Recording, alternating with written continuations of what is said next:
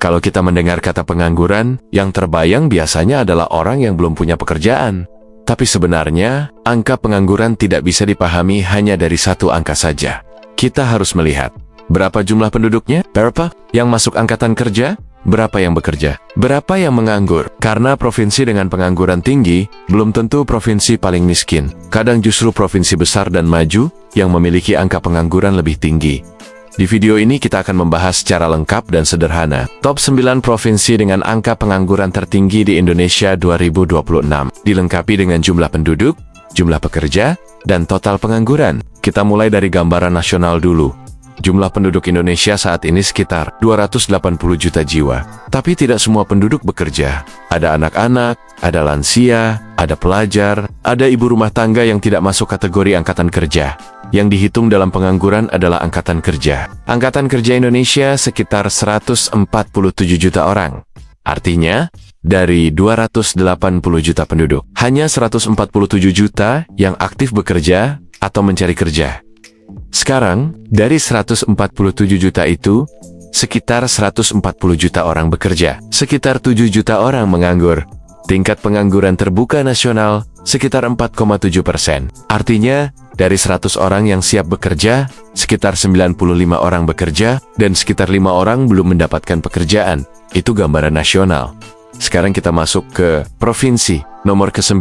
Aceh. Jumlah penduduk sekitar 5,5 juta angkatan kerja, sekitar 2,6 juta TPT, sekitar 5,6%, artinya sekitar 145.000 orang di Aceh belum mendapatkan pekerjaan. Jumlah pekerja sekitar 2,45 juta orang. Kenapa tinggi? Karena lapangan kerja formal terbatas. Industri besar belum berkembang pesat. Banyak tenaga kerja masih di sektor informal. Nomor ke-8, Sulawesi Utara.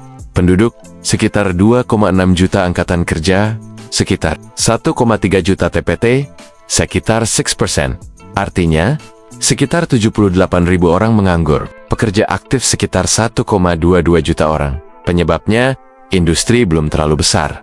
Banyak lulusan muda belum terserap. Nomor ke-7, Maluku. Penduduk sekitar 1,9 juta angkatan kerja, sekitar 900.000 TPT, sekitar 6,2%.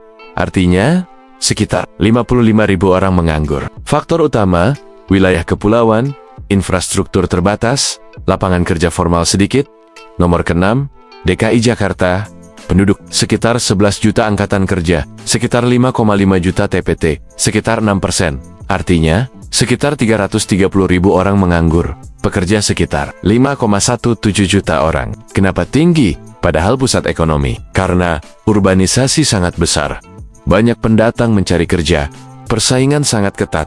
Standar perusahaan tinggi. Kelima, Kepulauan Riau. Penduduk sekitar 2,2 juta angkatan kerja.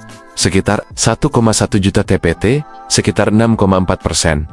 Artinya, sekitar 70.000 orang menganggur karena bergantung pada industri manufaktur.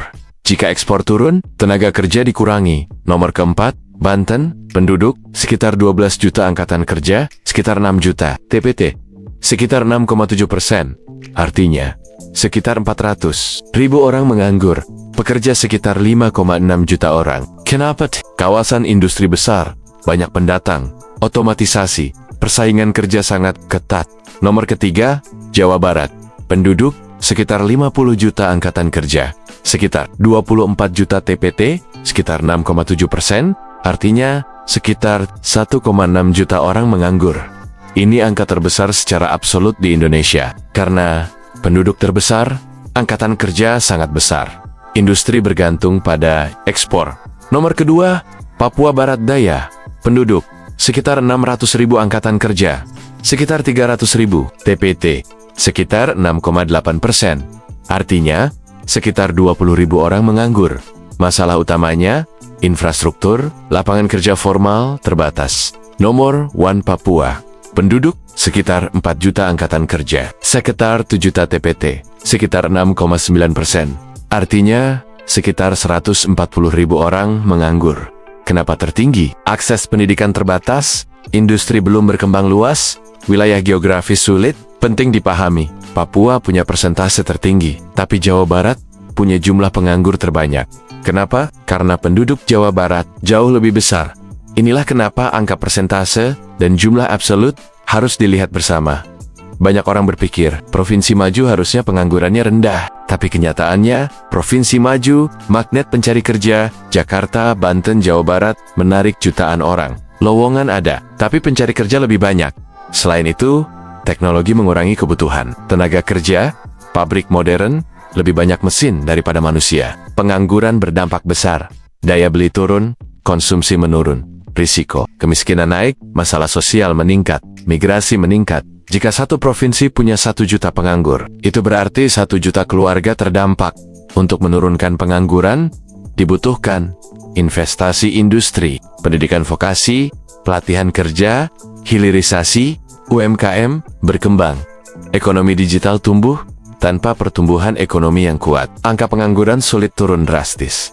Indonesia memiliki sekitar 7 juta penganggur. Beberapa provinsi memiliki angka lebih tinggi dari rata-rata nasional. Provinsi dengan pengangguran tertinggi secara persentase adalah Papua, tapi secara jumlah absolut terbesar adalah Jawa Barat.